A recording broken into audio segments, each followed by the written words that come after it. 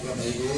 Jadi tadi kita sudah ziarah ke makamnya Abdullah bin Sahab, salah satu gurunya. Wahai muridku, jangan ikut, saya ingin pergi seperti guru. Itu dibawa sama gurunya pertama kali ke Gunung Rinjani. Kemudian beliau diajak sholat. Pada saat itu batu-batu yang sangat keras sampai Abdul ada air. Nah, singkat cerita, karomah gurunya ini dia osap dinding gua itu, lalu kemudian muncul air. Disitulah Abdullah bin Sahab. Kemudian setelah dewasa Abdullah bin Sahab, gurunya kembali ke Palembang. Akhirnya beliau ditugaskan untuk ke Lombok menyebarkan agama Islam, yang kemudian berjuang. Ada salah satu murid beliau di Lombok ini namanya Tuan Guru Tayyib yang ada di Mantang. Itu murid dari Abdullah bin Sahab. Ada banyak karomah beliau, salah satunya ketika datanglah orang besok minta air. Abdullah bin Sahab dalam keadaan tidur. Maka sang murid mengatakan, aduh wah tahu wah itu guru teh si nulis-nulis rupau aja udah muda wah. Akhirnya datanglah orang ini minta dia ini karena kita dulu pada tahun 1740 Lombok ini hancur di tangan penjajah Bali. Maka ulama-ulama yang dari Sumatera, yang dari Sulawesi, yang dari Palembang, hampir semua Nusantara ini ada wali-wali yang datang ke sini menyelamatkan Lombok dari penjajahan Belanda di 150 tahun. Nah sekarang singkat saja Selaparang. Nah ini sejarah Selaparang ini Bapak Ibu banyak versi. Islam masuk di sini, raja di sini itu pada abad ke-15 terpecah menjadi dua kerajaan, yaitu pada abad ke-13 dan ke-14. Di sini ada beberapa pendapat. Yang pertama yang menyebarkan yang menjadi raja Selaparang itu namanya Syekh Abdurrahman. Kalau orang orang Sasak menyebutnya dengan Segara Nila atau disebut dengan Segara Nila. Ada juga orang Sasak menyebutnya Mas Pekel. Di sini nama anunya. Walau alam, jadi di situ yang ada di dalam sejarah kerajaan Selaparang. Petilasan tempat berjalan singgah sebentar kemudian hilang. Jangan kira bahwa di sini kemudian ada jasadnya, ada orang enggak. Jadi sebagai simbol.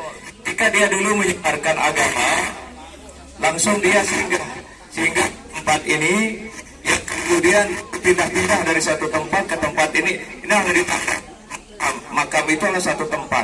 Ada yang memang makam itu ada orang itu, kemudian ada juga bekas yang kemudian ditangkap, kemudian dibuatkan seperti ini. Bisa kita lihat bahwa di dalam ada tulisan di sini. Di sana ada kelihatan sejak ada berapa kemudian di sini kerajaan ini. Di situ banyak bahwa pada abad ke-15, pada abad ke-15. Ada juga di sini yang kedua mengatakan abad ke-19.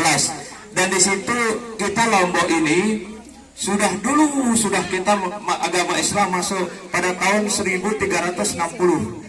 Tapi yang kedua, di sejarah yang kedua, Islam masuk di Lombok ini pada tahun 1500. Tetapi kalau kita melihat dari arsitektur makam-makam ini, di sini sudah ada bertuliskan dekat kalimat La ilaha illallah. Ini dia Bapak Ibu. Sudah ada. Jadi Hindu dan Buddha sebelum masuk di sini sudah ada Islam sesungguhnya. Sama dengan ketika Islam masuk di Islam. Dan diketahui sejarah. Kalau di 1360 sudah masuk Islam. Bahkan sebelumnya, kalau kita membuka sejarah dari Sembalun itu ada seorang tuti yang namanya Titi Sumenep. Di situ sudah sejarah penyebaran agama Islam. Dan di Selaparang ini muncul berbagai sejarah. Itu katanya yang bulat itu Gajah Mada. Kemudian yang di ujung sana namanya Penghulu Gading. Yang paling ujung di sana. Tapi terlepas dari itu tidak ada yang valid sejarah di sini. Maaf supaya kita jangan salah. Jangan salah. Yang otentik. Cuma dari cerita ke cerita. Karena apa? Orang yang dulu kalau memang ada benar ada kerajaan di sini maka akan ada situsnya. Wah, masih ada tembok-temboknya. Cuman kita di sini di Selaparang ini hanya kelihatan monumen-monumen kayak seperti ini, makam-makam kayak seperti ini. Tapi kalau di Jawa itu sudah kelihatan. Nah, sehingga sulit para ahli sejarah menemukan fakta yang sesungguhnya siapa di balik makam-makam ini. Sulit sekali karena banyak versi.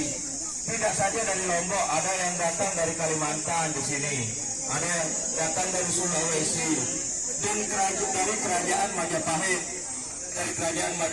kemudian ada dari kerajaan Sriwijaya.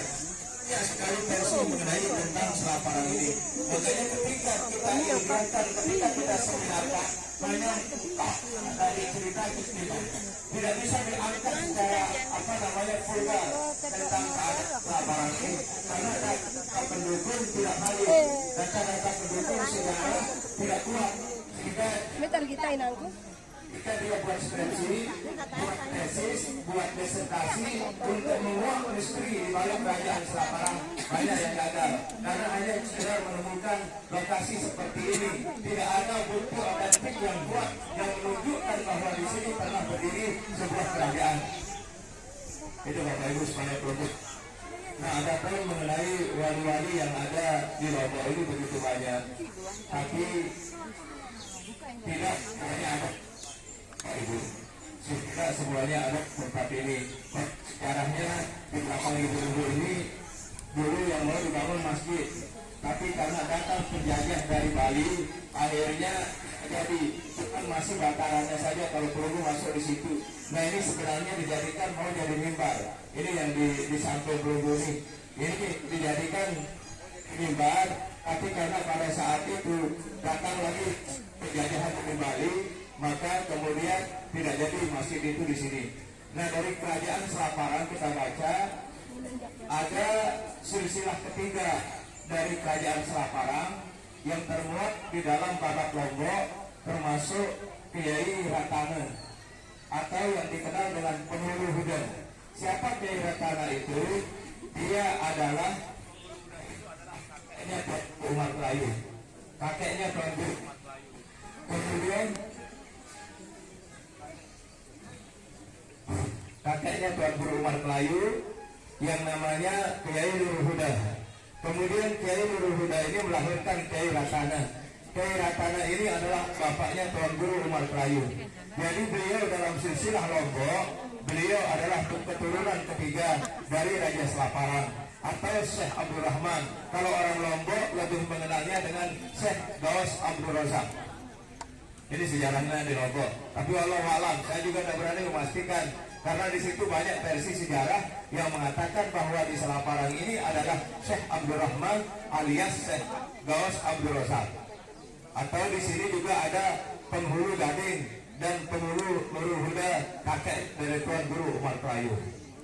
Nah, Bapak Ibu yang saya hormati, tujuan kita sejak ziarah makam Selaparang mengenang sejarah bagaimana perjuangan Raja Selaparang yang membebaskan Lombok dari cengkraman penjajah Bali pada saat itu, sehingga alhamdulillah di Lombok Timur perlu saksikan.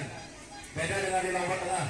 Kalau di Lombok Timur perlu tidak menyaksikan pura-pura atau gereja. Kalau di Lombok Tengah, Lombok Barat saksikan begitu banyak pura. Karena apa? Di situ perang besar-besaran melawan Di situ ada seorang ulama juga yang di Madura masih sampai sekarang paternya adalah Syekh Bafur.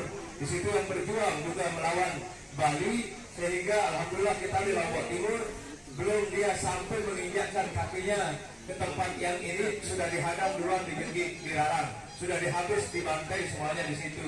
Sehingga alhamdulillah Lombok Timur saksikan tidak ada pura-pura, kecuali perlu saksikan ada di Kapolres, di situ ada pura.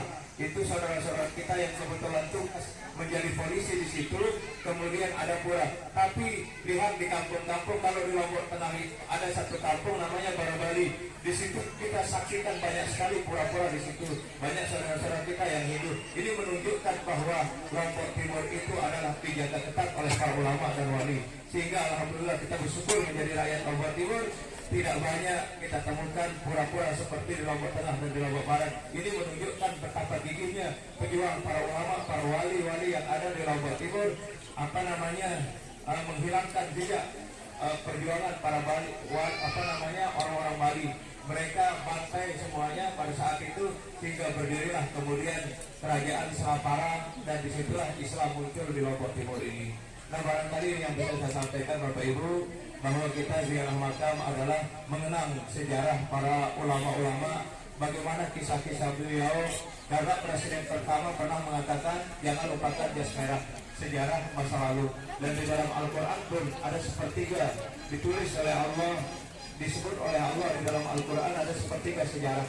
Maka kita sekarang yang hadir di tempat ini tidak lain adalah mengenang perjuangan para ulama. Kemudian kita mengingat bahwa suatu saat kita juga akan meninggal dunia. Yang ketiga, bagaimana keilmuan para ulama-ulama kita. Tanpa mereka kita tidak akan bisa mengenal agama ini. Tanpa mereka kita tidak akan bisa mengenal kebaikan. Tanpa mereka masing-masing tidak ada di Lombok ini. Kita bersyukur kepada Allah bahwa kita telah diturunkan seorang ulama yang menjadi pewaris para nabi, al-ulama warasatul anbiya. Dan kita bersyukur bahwa di Lombok ini banyak para wali. Makanya terkenal adalah 1000 pulau wali, 1000 pulau masjid, dan 100 Masjidil Haram. Ini gelar Lombok yang ditemukan. Sungguh kita beruntung menjadi orang-orang Lombok. Maka bersyukurlah atas anugerah Allah dan hormati para ulama. Kemudian jaga Lombok ini dengan akhlak, jaga Lombok ini dengan kebersamaan kita, jaga Lombok ini dengan saling mencintai, saling menyayangi, dan bangun persatuan dan kesatuan. Insya Allah Lombok terkenal di mata dunia. Buktinya sekarang ini sedang ada orang-orang dunia, orang-orang Amerika, orang Cina, orang Jepang, orang Belgia di seluruh dunia ini hadir di Lombok Tengah sedang melakukan balap. Dan dulu kita lihat sejarah bahwa ada seorang imam besar di Masjidil Haram, tepatnya dari kayu dan rumah, yang pernah menjadi imam besar di Masjidil Haram. Alhamdulillah kita bangga bahwa ada ulama-ulama kita yang memperkenalkan kita tanah Mekah, yang memperkenalkan kita dunia. Dan alhamdulillah Lombok ini sekarang dikenal di seluruh dunia.